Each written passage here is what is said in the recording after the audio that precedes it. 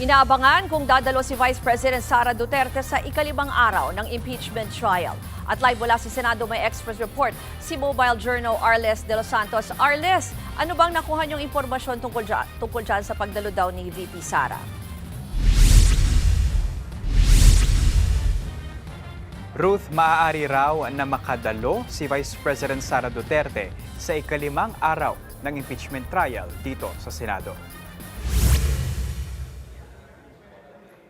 Ngayong araw nga, inaasahang isasalang na testigo ang Chief of Staff ng BICE na si Atty. Zulaika Lopez. Tatapusin lang muna ng depensa ang cross-examination kay NBI BARM Regional Director Jeremy Lotok bago paupuin sa witness stand si Lopez. Sabi ng defense team, nakahanda na sila, oras na isalang si Lopez. Pakinggan natin ang pahayag ni Atty. Michael Powa.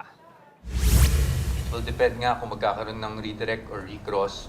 But yeah, halfway na po yung cross-examination. Kung may isasalang si Atty. Lopez, hindi ko po alam, but kung may isasalang naman siya ngayon, handa naman po yung defense.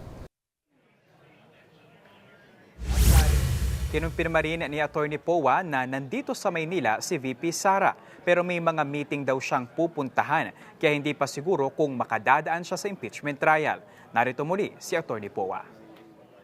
Wala pa kasi hindi nga niya masabi kung anong oras siya o kung makakahabol siya. Basically, tinanong ko siya kung makakapunta siya today.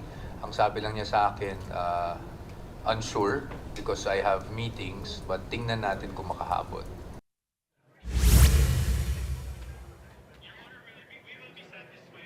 Samantala, Ruth, naglabas naman ng pahayag si VP Sara kanina bago magsimula ang paglilitis. Muli niyang binatikos ang kaso laban sa kanya na wala naman daw basihan. Paulit-ulit lang daw ang sinasabing tungkol sa umano'y pagbabanta niya sa buhay ni Pangulong Bongbong Marcos. Imbento rin daw ang naratibo tungkol sa umano'y assassin.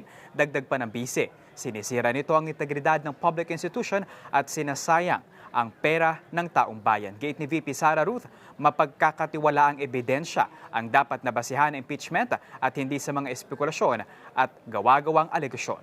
Ruth. Arles, kung sakaling ang matuloy itong paghaharap ngayon or pagsalang ngayon ni Atty. Lopez, kasi ito ay presentasyon pa ng prosekusyon di ba? So sila yung nag-request na ipasampina. Ano nga yung inaasahan nila kung saan na magiging testimonya dito kay Atty. Lopez? Well, simula naman, Ruth, nang nabanggit si Atty. Zulaika Lopez bilang kasama sa listahan ng mga witness ng prosekusyon, ang inaasahan dyan ay ang pagbibigay ng mas malalim na konteksto kung ano nga ba yung nangyari at paano gumulong yung kontrobersyal na online press conference ni Vice President Sara Duterte noong November 23, 2024. Ayan ay para mas maintindihan kung ano nga ba yung mga nangyari doon. At actually, Ruth, itinanong din natin mismo sa depensa kung bukas nga ba sila na i-cross-examine si Atty. Lopez, pero sa kanila, nakadepende pa raw yan. Rather, sa magiging takbo ng pagtatanong ng prosekusyon kung may mga bagay na kailangan pa silang buksan, linawin at mas maintindihan sa paggulong at pagtestigo ni Atty. Zulaika Lopez. Yan po ang Express Report ni Arles de los Santos live mula sa Senado. Mga kapatid, Ruth Cabalpo, para sa mabilis na pasada ng mga balitang dapat niyong malaman, mag-follow at mag-subscribe sa social media pages ng News 5.